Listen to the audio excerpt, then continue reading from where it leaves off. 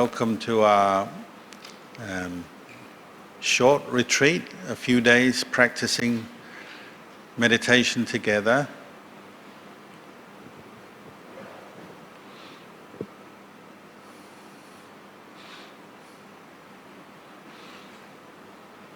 Many people have, at this time, they come up to us as monks and they say, how can we help the world? Everyone wants to improve the world because there's always another bit of bad news that we're hearing. Well, this is how you can improve the world and help the world, right here, right now, by practicing meditation, following the Buddhist path. Where is the world and what is the world? Well, it starts right here, doesn't it, with ourselves. This body, this mind that is sitting in this room right here, right now, this is the world. That isn't to deny that there are other people and activities and things going on all over the place elsewhere, but as far as each one of us is concerned, this is the world, isn't it? So how can you improve your world, the world? We start right here. We have this body, this mind, and we have a lot of good luck or good fortune in our lives because we have the Buddhist teachings. That's probably why you're here. That's why I'm here. We all are here because we have faith, confidence, interest in what the Buddha taught and also what the Buddha encouraged us to practice for ourselves.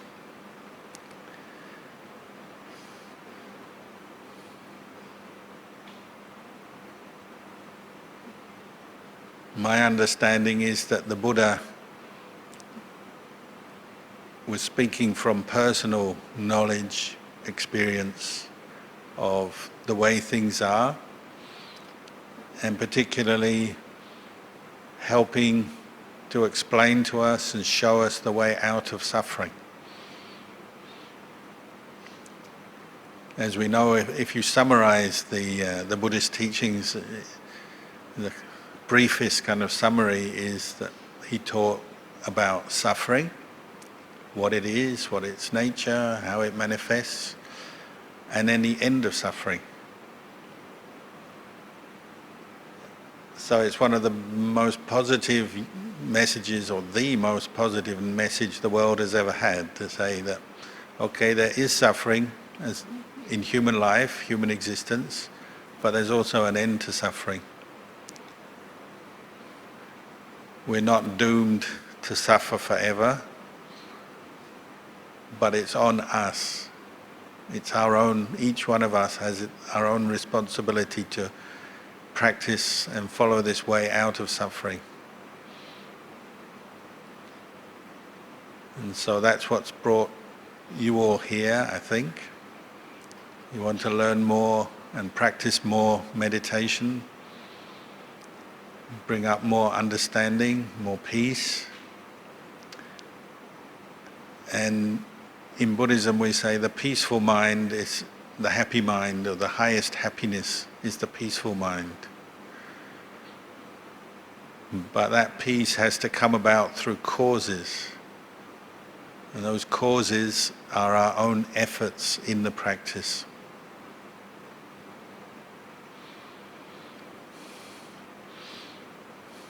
So the Buddha was a very good teacher. He didn't say, I'm going to wave a wand and all your problems are going to disappear. We all want that. We want somebody to do that for us.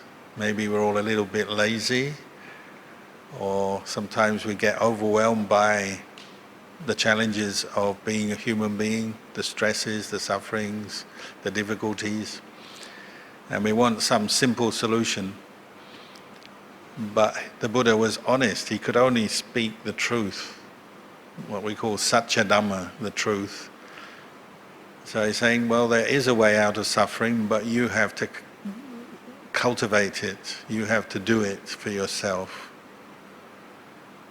And so that's why it's very valuable for us all to be here, to give up some time to practice like this.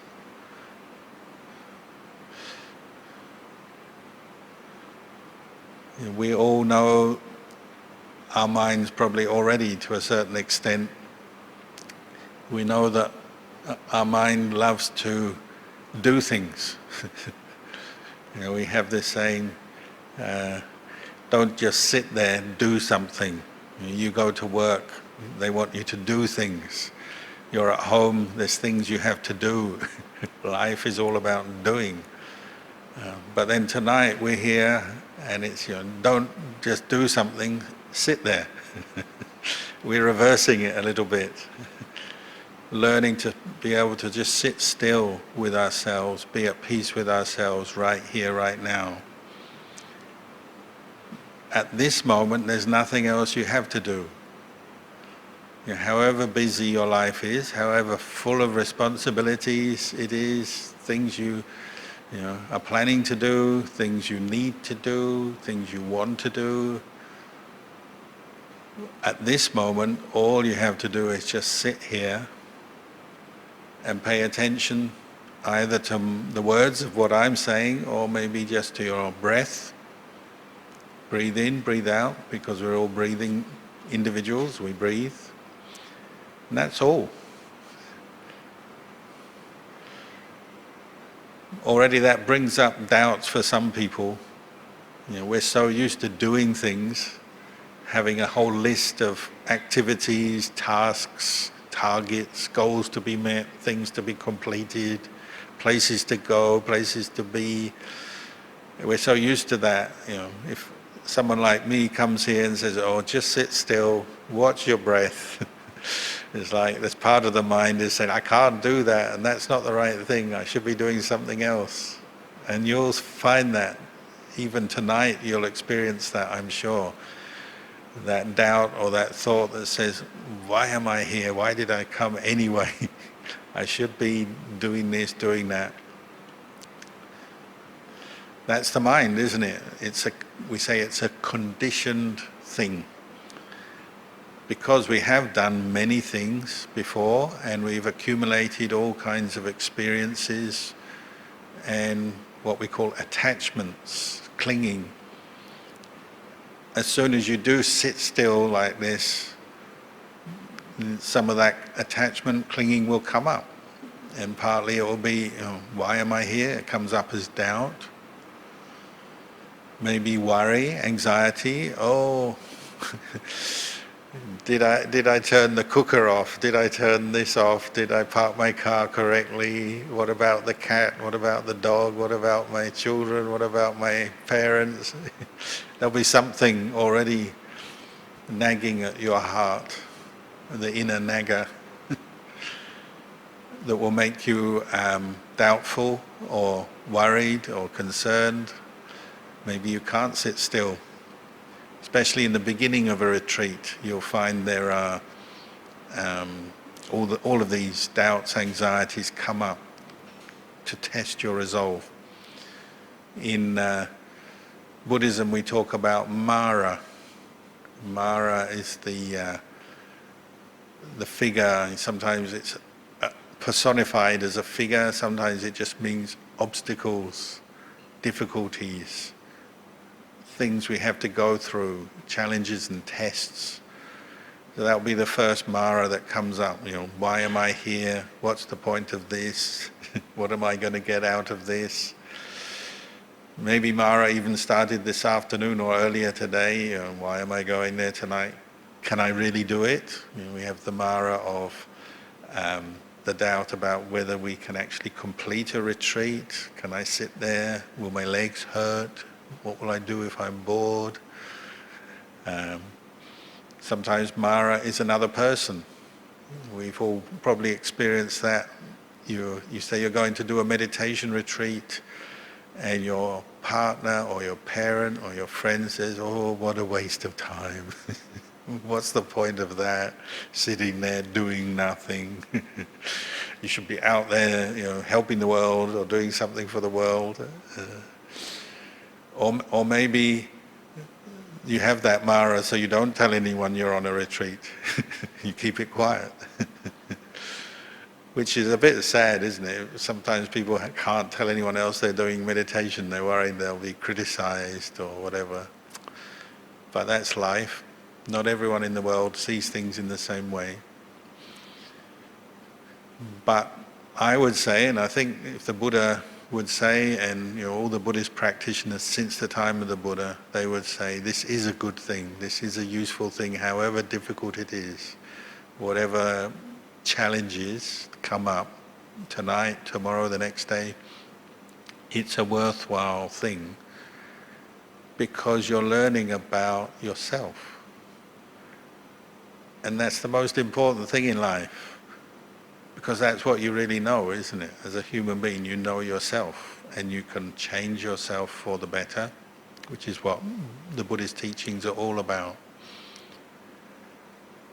And from that starting point, then you can also help others and help the world, as it were, go out in whatever way you can to help others as well. But you have to start with yourself. There's no way around it. If you don't know yourself, you're not going to know other people very well. Why is the Buddha such a good teacher? Because he knew himself. He knew the Dhamma, he knew himself. He understood the truth about human existence. Because he was sincere. As we know, the Buddha went out into the forest for years. Initially he wasn't fully on the right track, but he was still sincere. He wanted to know why we suffer as human beings, why we're born, why we have to go through this process of getting older, getting sick, dying, why we have to experience pain, fear, irritation, despair, sorrow, all the different things we class as suffering. He wanted to know why and what we can do about it. And it was that sincere effort that led him on to practice and ultimately experience awakening under the Bodhi tree in India all those years ago, and then also come out after his awakening experience and start teaching people as an enlightened, awakened Buddha. The greatest gift to the world, understanding the way to awaken this mind and free it, liberate it from suffering and the causes of suffering. That was his gift to the world. As we say, dana, the dana of Dhamma, giving the Dhamma is the greatest gift. And that's what the Buddha gave us. So we're all very, very fortunate to be here, or just to be in the world at a time when the Buddhist teachings are still here. Imagine if they were gone. Imagine if Buddhism didn't exist anymore, nobody knew it, all the teachings were gone, the texts were gone, there was no Sangha, monks, nuns, all gone. What kind of a world would that be? But we're lucky, they're still here, and there's still opportunities to practice.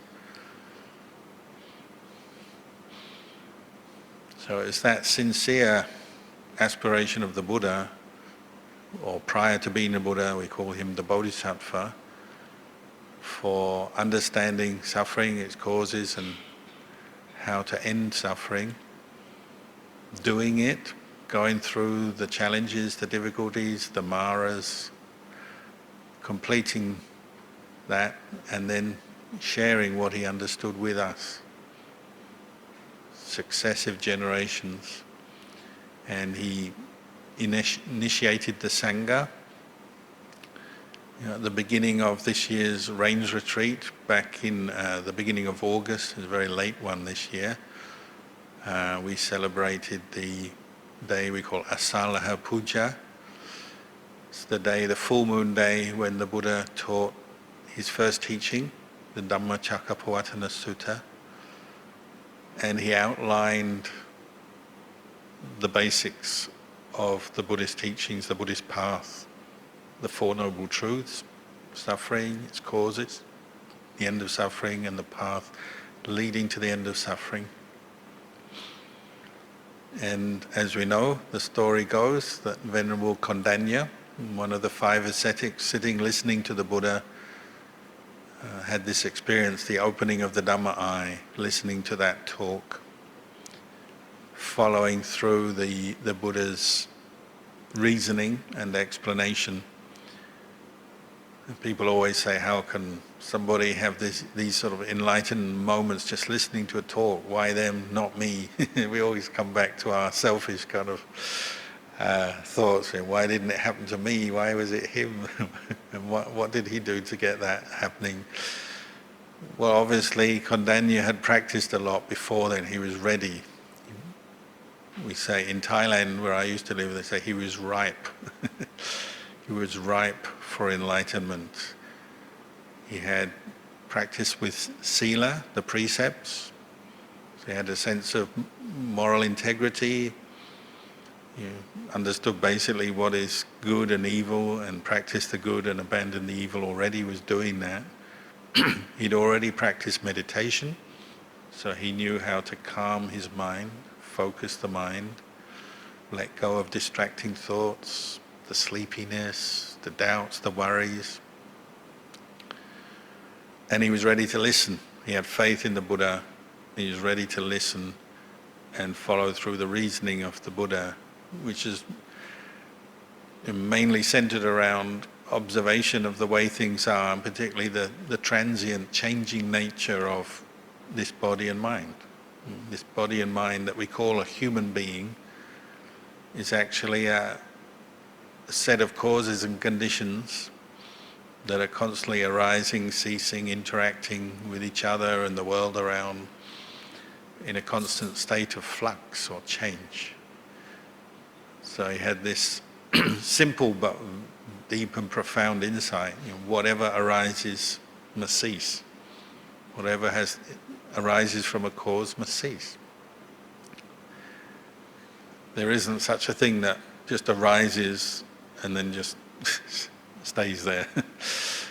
Things that arise, they cease. Whatever's born dies. And this insight into impermanence, having listened to the Buddha, reflected, his faculties were so sharp. His intelligence, the peace of mind, the calm, the mindfulness, the observation was all ready. And then he had this profound moment of seeing, oh, this is the way it is. There's nothing here that I can say is a solid self. Because what is subject to arising and ceasing, you can't call it a solid, lasting self that just exists by itself. So he's looking first at the body, what we call rupa in Buddhism. This body, where does this body come from? It comes from mum and dad. You have an egg, sperm, you have conception, and you have consciousness arises, joins with the rupa Dhamma. And if it's all healthy and going well, you get an embryo, and eventually mum gives birth with food, with oxygen, with water. We live and we grow as human beings. But that process doesn't just stay fixed, does it? It's not like you grow up until your age of about 20 and then just stay there, nice and healthy, look good, feel good, much as we would like. It doesn't stop, does it? We keep aging day after day after day until eventually we get old, and generally as you get old the body gets weaker, your faculties start to fall apart, more prey to illness, we're fragile, and then you die. So taking form as a self in the sense of something that is lasting and just going to bring me lasting happiness and be there all the time is incorrect. because it can't do that. Human body doesn't bring you lasting happiness, and it's not even something you can control very much as we try. We all want to look good, feel good, eat the best food. As a monk, we're supported very well, very kindly by the lay community, and they always say, Ajahn, eat this is really good for you, this is really healthy. And that's a very kind thought when you do that. But with all the healthiest food in the world, you can't stop aging, can you? So I say, does this food stop me getting old? No, can't do that. Maybe it slows the process down, I don't know. But you can't really stop getting old, can you? Because the body keeps going on all the time. And eventually it dies. So if it was a self, a being that you could control and command, you could say, don't die on me, don't get old, don't look old, feel good and look good forever. But it doesn't do that. And then the other parts of being a human being, the mind, the mental part, what we call nama. The Buddha explained to Kandas, he said, nama is the same. It's subject to arising and ceasing. So he divided nama, or the mind, into 4 categories. We've got feeling, pleasant, unpleasant, and neither pleasant nor unpleasant, so neutral. Feeling based on the physical form, we all know that. You're all sitting here, the longer you sit, probably the bit of pain is going to come up. But you maybe also get some pleasure. Sometimes we get the pleasure of relaxed state of mind feeding into the body, and the body feels very light, pleasant for a period of time. Certainly if you experience some samadhi, the body can feel very pleasant, very happy. So we have pleasure, we have pain, and we have neutral feeling, and that's something we miss. We tend to miss. So often conditions a certain sort of unconscious dullness, but if you observe carefully feeling, sometimes in your body there's neutral feeling, isn't it? You feel neither pain nor pleasure. You just can sense something, but not much at all. It's a very subtle feeling. And then in the mind we have feeling as well. You think of something that you enjoy, you like, you feel good, pleasant feeling. You think of some unpleasant thing, a memory or something that happened or some idea that you don't like, maybe with some anger or irritation comes up and you get unpleasant feeling. So it can be based on the body or the mind. Feeling is one part of being a human being, and feeling arises and passes away according to causes and conditions. That's just the way it is. And again, there's nobody, ultimately speaking, or on the deepest level, there's nobody making it happen. For example, you see something you like, you're attracted to it, pleasure arises. That's just a natural law of things. You see something you don't like, you get painful feeling arising. It's just cause and effect. But we have a delusion, this attachment, clinging to the idea of self. So I say, I'm seeing my displeasure, my pleasure. We introduce the sense of self. So we identify with feeling as a self, fixed self, as a person, as a being. Same for memory, another part of the mind. We can remember things, so we identify with our memories, and obviously memory triggers feeling all the time.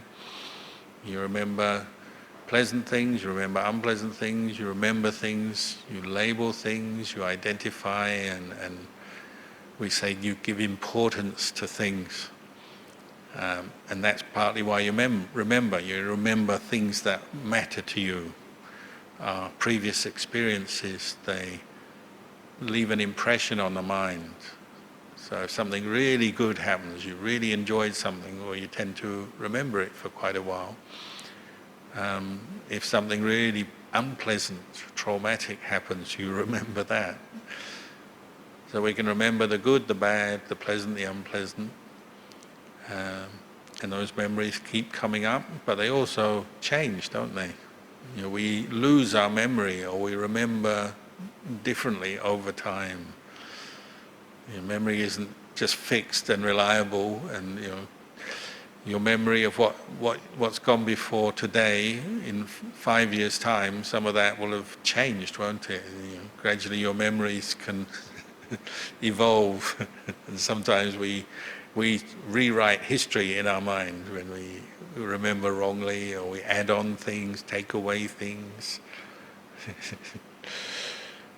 But memory is subject to arising and ceasing as well, like feeling.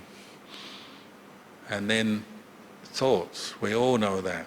We all think, and our thoughts are constantly arising and ceasing, aren't they? You probably know this already. You've already meditated a bit in the past. You know that thoughts come and go, some good, some bad, some wise, some foolish, some random ones, some very concentrated, very kind of deliberate thoughts, some very good intentions, some very unskillful intentions come up.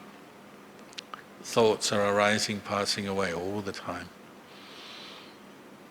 And then consciousness, just being aware through our senses. We see, we hear, we taste, we touch, we smell, and then the mind itself is aware of the thoughts, the memories, the mental experience. So we have Dhamma, we have Rupa.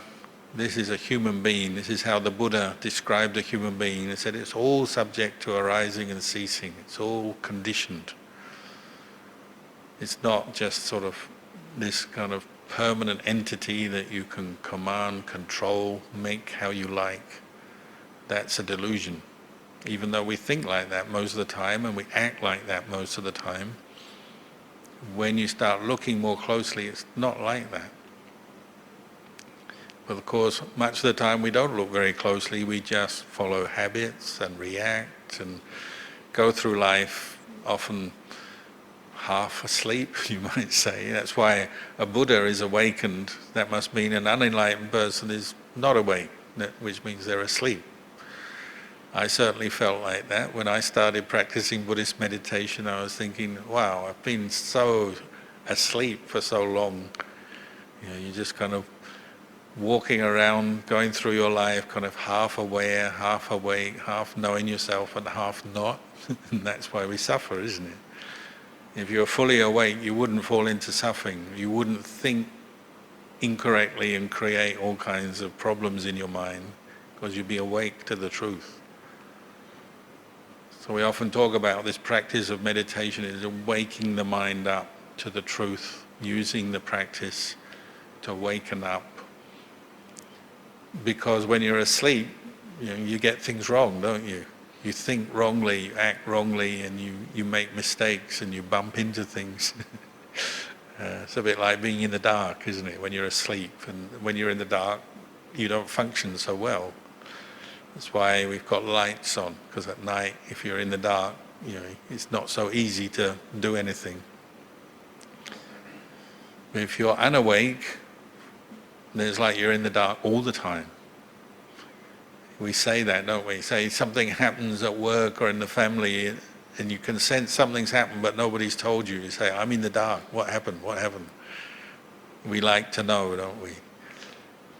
Well, here you're saying that as far as the truth of suffering and its cause. You say, I'm in the dark. What do I need to know? And the Buddha is saying you need to wake up to the truth. You need to practice more mindfulness and observe and learn from your experience. So he's given us a way to awaken to the truth. The official term is the Noble Eightfold Path, starting with right view, right thought, right livelihood, right action, right speech, right effort, right mindfulness, right concentration or right samadhi. This is what he taught Venerable Kalyano. He said, this is the path. You cultivate this, it will bring you this experience of awakening to the truth, gaining insight into the way things are, to see the impermanent nature of your body, your mind. And Kalyano was so sharp and so ready. He said, yeah, I got it, I know it. So straight away we say, became a stream enterer, entered the stream of Dhamma, fully understood what is the path, what is not, no more doubts, no more blind kind of fumbling around, clinging to different practices, because he'd done a lot of practice, he was very experienced, but wasn't right, didn't have quite the right view of how to practice and use practice for ending suffering. He's still clinging previously to some of his ascetic practices and meditation techniques and so on. But now he's awoken up, so he's no longer clinging, fumbling around, bumbling around in the dark. He's no longer caught into doubts, and he understands what he was previously taking as self, this body, this mind. He's saying, actually it's really a process of different causes and conditions arising, passing away from moment to moment through a life. And there's nothing in there that you can say, this is the real essence, the real self. And that's a very profound insight, but he had that insight. We call it a change of view. The way he viewed the world changed from that day on, hearing that talk, reflecting on what the Buddha said. He started to look at things differently.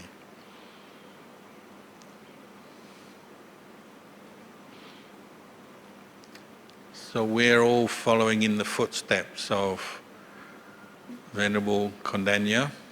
He was the first, so we call him Ajahn Kalyano.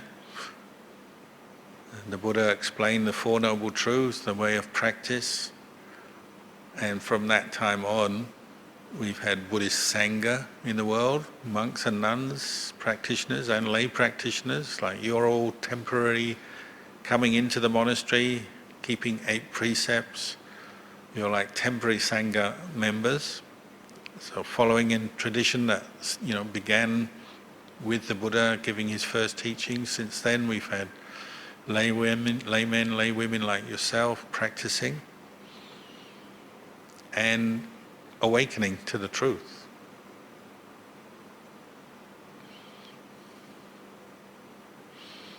And people have been doing this over and over again since the time of the Buddha right down to this present day. So it's definitely not some kind of ancient tradition that's kind of no longer relevant, out of date, maybe seemingly out of fashion, but obviously not here. You're all saying, oh, it's still fashionable, it's still relevant, it still has meaning in this day and age.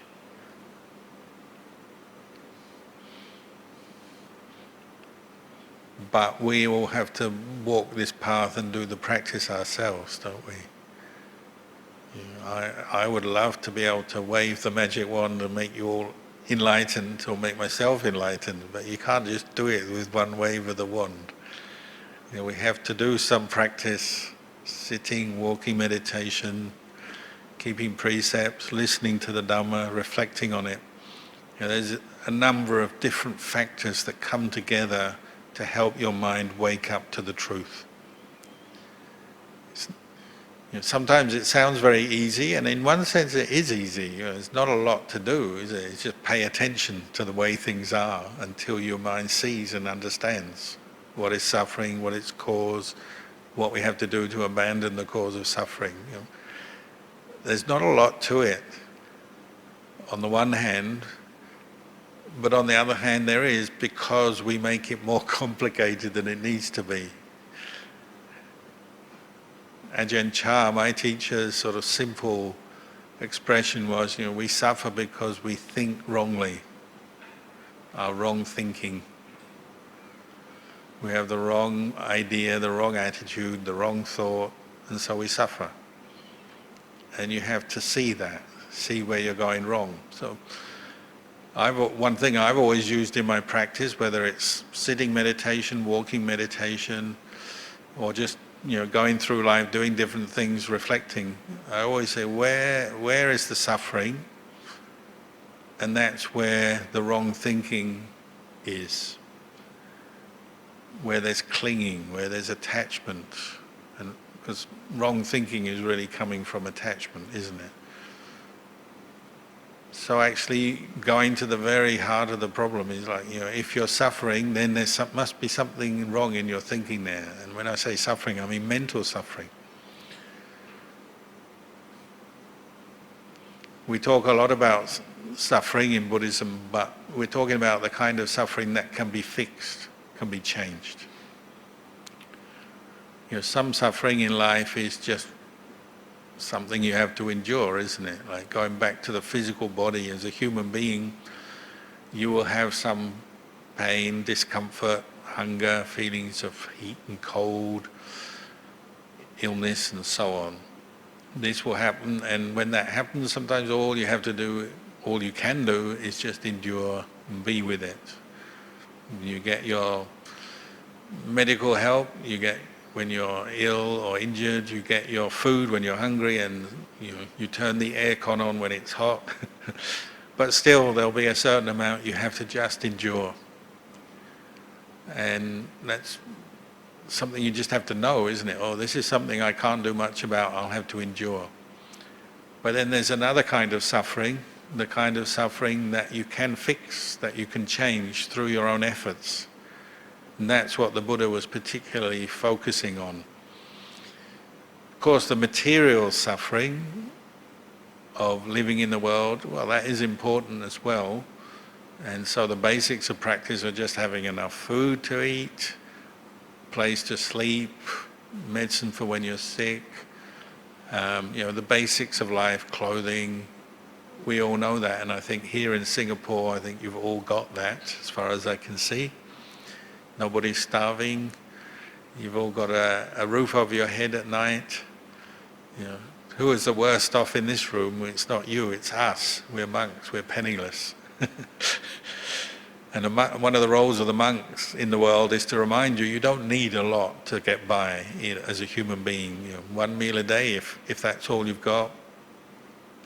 Simple accommodation, simple clothing, simple hairstyle. Free.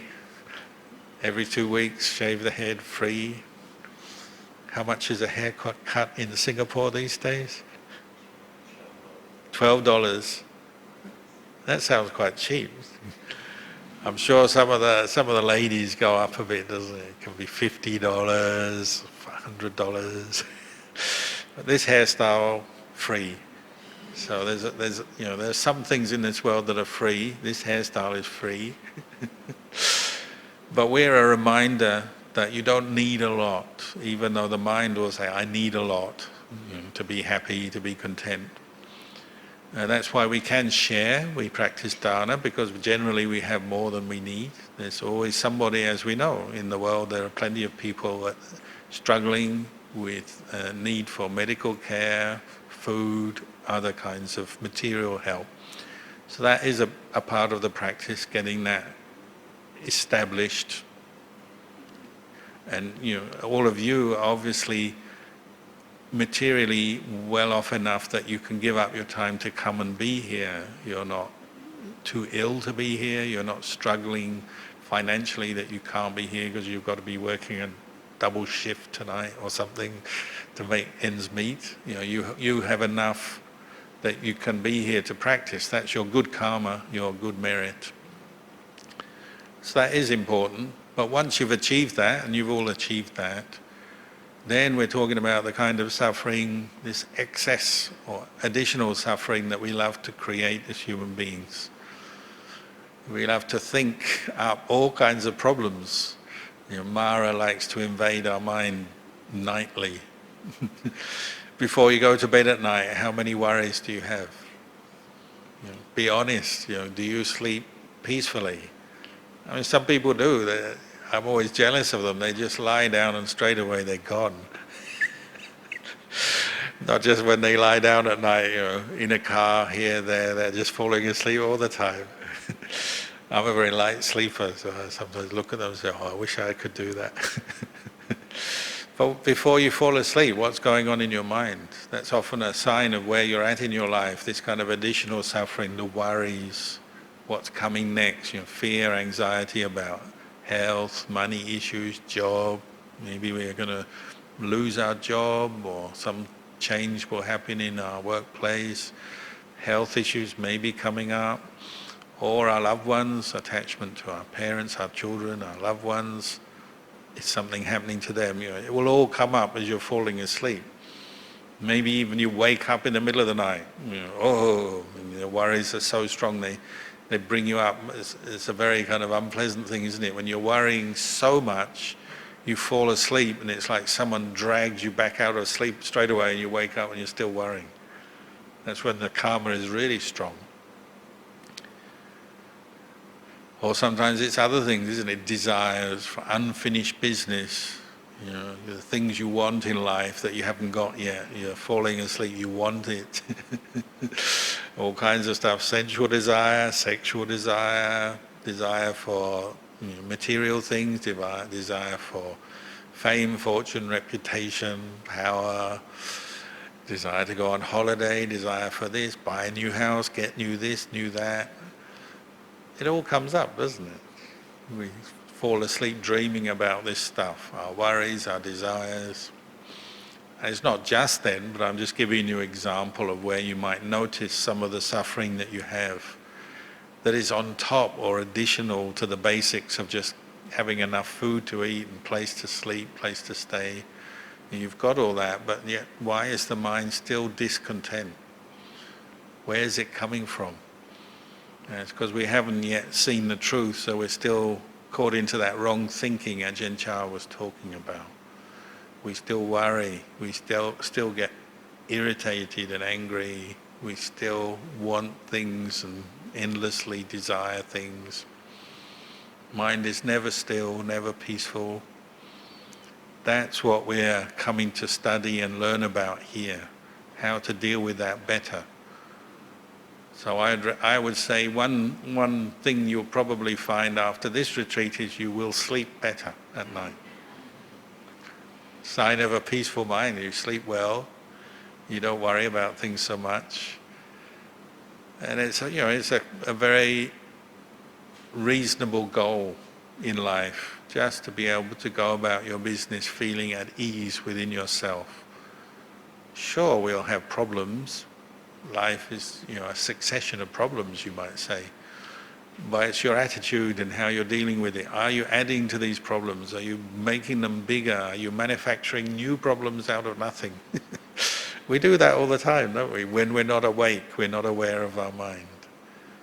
So when you practice meditation, you're learning to see that, the problem manufacturer. Different countries like to compete for what they're good at. Singapore has all their exports and what they're good at, and in Malaysia and in other countries, China and in USA, in Europe, we're all competing, producing products, services, manufacturing things. But one thing every country is really good at, every population in the world is good at, is manufacturing suffering. We're all good at that, we're expert at that.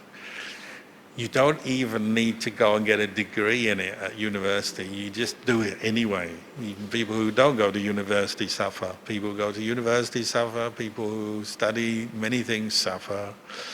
As Ajahn Chah used to say, if you've finished high school and that's all you've done, well, you'll suffer like someone who's finished high school. If you go to university, get a bachelor's degree, you'll suffer like someone with a bachelor's degree. You get a PhD, you'll suffer like a doctor. We all suffer because we're still manufacturing, creating this suffering in our mind through our wrong thinking. We haven't fully awakened to that, realize what's going on. So that's why we're here, to practice following what the Buddha taught. He's only trying to help us. He's trying to help us to wake up, giving us methods, tools, support, encouragement, in so many ways. The Buddha himself practiced for so long and did it so well. He completely purified his mind, so was like living walking proof that you can abandon greed, abandon anger, abandon delusion, all your wrong thinking. It can be done. So just seeing, say, like the Buddha statue or coming to a place where people practice the Buddhist teachings, already that usually brings up quite a lot of joy, because it's reminding us of these teachings, of who the Buddha was, what the teachings are. Brings up a lot of joy, a lot of happiness, because reminding that is a very positive, wholesome thought. Usually it brings up more faith, which is probably the starting point of the practice, isn't it? The Buddha once talked about how when you have faith arise, that there is a way out of suffering, it can be done, it can be abandoned. That leads on to a sense of joy, quality we call pamoja, right? This sort of inner happiness, inner feeling of well-being. There is a way out of this. There's hope. There's light at the end of the tunnel. There is medicine for this disease, the mental disease of suffering. All those kind of positive thoughts come when faith arises, and then that leads on to effort. You're willing to try in your meditation. If you believe it's something that's going to be good for you, good for others, you get effort, you get energy. It gives rise to energy. And with energy, you practice mindfulness, reflect back on yourself more. You're learning about where this suffering comes from, how to quieten your mind, so then you get tranquility. You start to feel more calm in yourself, physically and mentally, more tranquil. From tranquility you gain samadhi, concentration. Your mind settles down, becomes more content, and your attention changes from going out to the world all the time, what we're usually doing, thinking about work and family and going here and going there. Now your intention's coming more inwards, and you get a lot of calm, contentment that comes with that, and your energy is channeled in a good way. The Buddha said it's like the energy of a mountain stream. I used to live in a monastery once that was built on a mountainside that used to have a tin mine. This is up in Thailand, and they used to channel the water, the natural water of the stream, the waterfall, down using wooden boards. They made a kind of a channel so that they could get a chute of water all day, all night, going onto the piles of rock and mud, and then they would separate the tin from the rock and the mud so they could take it away to sell.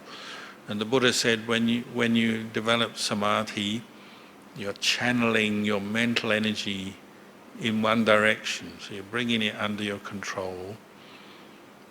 That's why both you feel better and you feel calm, but also you start to see and know things in a much more subtle and clear. You get the clarity, you get the subtle, refined awareness of mind, because you're channeling your mental energy in one direction. You'll notice when you are experiencing suffering, mental suffering, your mind is all over the place. It's going here, going there, many thoughts, many feelings. The worse your stress is, the worse your mind is. We say it, don't we? You say, your friend asks you, how are you today? You say, oh, my mind is all over the place. It's because your mental energy is scattered, dispersed. But when the faith arises and you start training in meditation like we're doing, you start to channel that in one direction. So your mind becomes very useful. Just like water, it can be used to clean things or separate things out. All kinds of things can make power. Nowadays we make hydroelectric power from channeling water. Water can be very useful.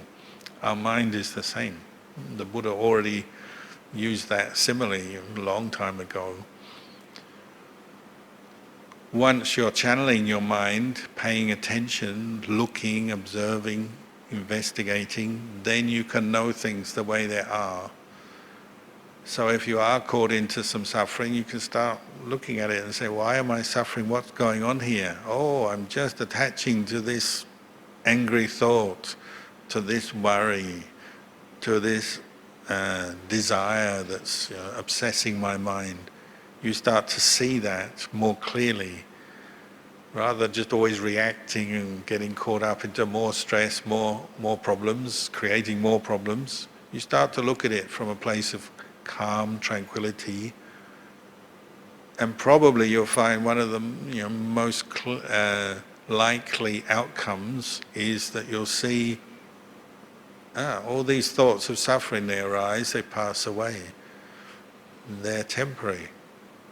They're not permanent. They're not really a lasting self, a being, a person. They're just passing states of mind that come up into the mind for a while. They bring their feeling of stress, some unpleasant feeling, and then they pass away again.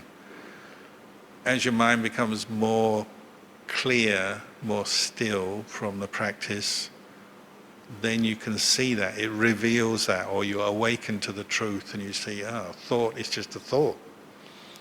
However stressful that thought is, it's just a thought. A feeling is just a feeling. You may feel some pain, some discomfort, mental discomfort, physical discomfort, but it's just a feeling. It arises, passes away. A thought arises, passes away. A whole set of views and opinions that you've been holding on to, they arise and pass away too. It gives you that kind of clarity coming from a place of stillness to see the true nature of things. Then you can let go. You say, this thought, it's just a passing mood, a passing thought, let it go. And when you let something go, you stop that mental grasping, holding on, and then you're free. Maybe temporarily, maybe other thoughts will return, but if you keep doing it, you may get better at it. It may become clearer to you how to do it, when to do it, what to do. So you see, then you get a way that you can start looking after your mind and freeing it from stress. Because if you've done it once, you'll get some confidence, I can do it again. So it's a feedback loop. You practice this, you develop from the faith, the joy, the tranquility, the samadhi, the insight, feeds back into faith again, because you say, this works. I've done it before, I can do it again. And maybe you get better at doing it, so you start letting go of some of this suffering and the causes of the suffering, and you start, the wheel of the Dhamma turning in your own mind.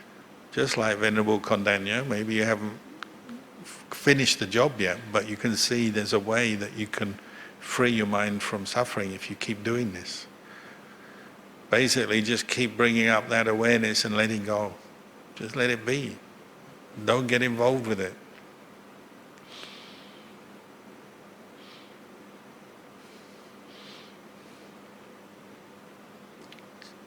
So the Buddha talked about a human being. Said this human being we divide into nama, rupa, what we call 5 Kandas. You can, if you're treating this human being, this person who's sitting here wrongly, then you grasp at everything as me, mine, myself, and that's where all the suffering comes from. But as you're developing this quality of observation, investigation, mindfulness, wisdom, you're seeing actually you don't need to grasp at all this stuff. You can know it, but with an attitude of letting go. Then the suffering drops away, and body is just body, feelings are just feelings, the mind is the mind, thoughts are thoughts, but you're not grasping and holding on to them. But this is something we have to experience through our practice.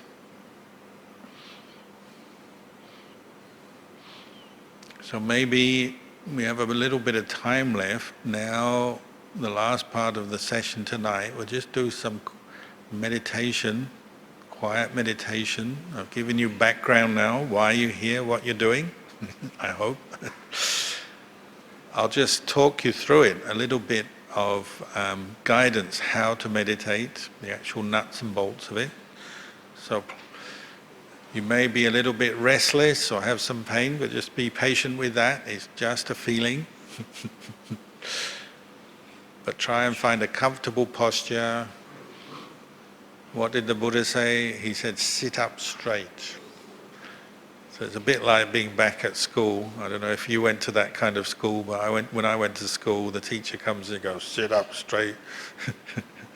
So time to sit up straight. Sit comfortably, but sit up straight. Close your eyes and take a few deep breaths.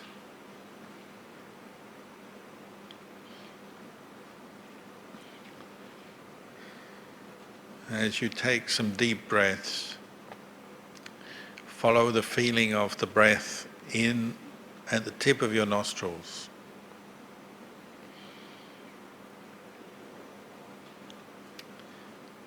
And observe your lungs swelling up as you breathe in, and your abdomen rising,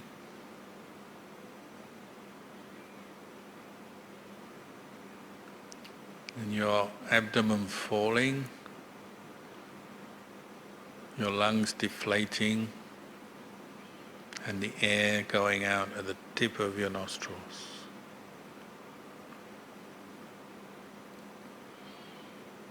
So as you're doing this, you can also become aware of your posture, how your hands are, maybe just resting one on the other in your lap, how your legs are. Try to not be straining your legs too much. Notice your back, notice your head, your neck. Notice any tension in your body, to relax that. But just keep taking a few deep breaths just to become very familiar with this pathway of breath coming into the body, filling the body as it were, and the breath going out. Having brought your attention inwards, using the breath as your focus, just allow the breath now to go at its own pace, its own natural pace.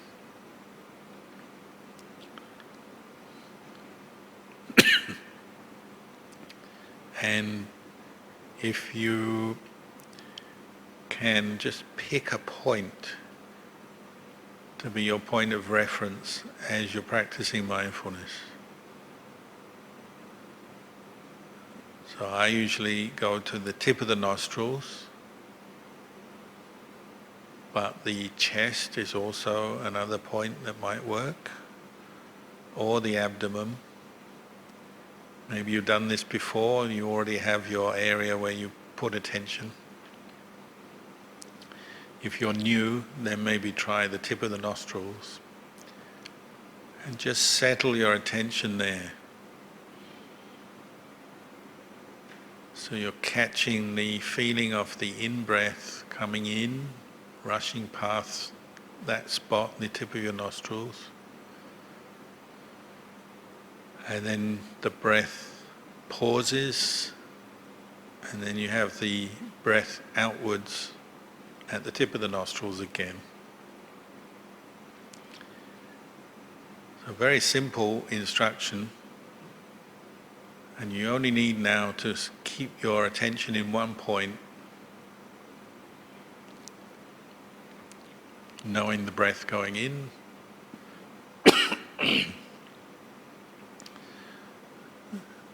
and the breath going out.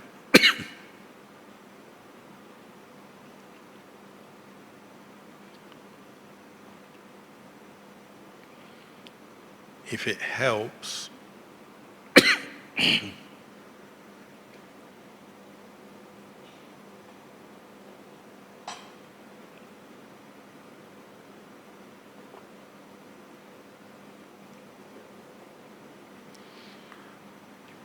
if it helps, you can count with the breathing.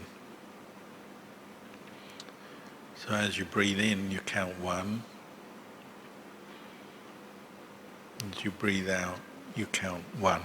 So it's a pair. As you breathe in, you count 2. Breathe out, you count 2.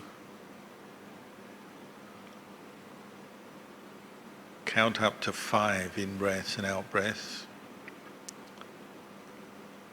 And then 6, and then 7, and then 8, and then 9, and then 10. See if you can get to 10 in-breaths, out-breaths, where you're counting and you're mindful of that sensation at the tip of your nostrils, without losing count, without your mind straying to other things.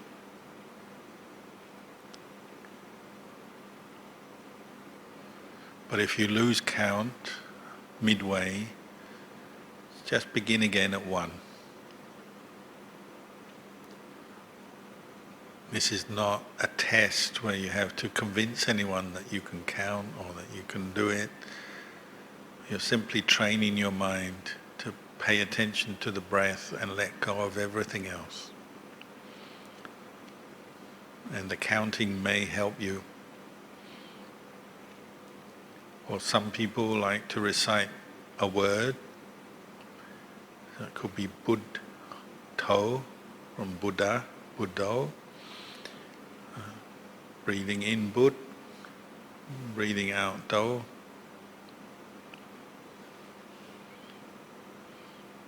Or you may prefer just to be silent and focus all your awareness on the sensation of the in and out breath. So for this next period, that's all you really need to do.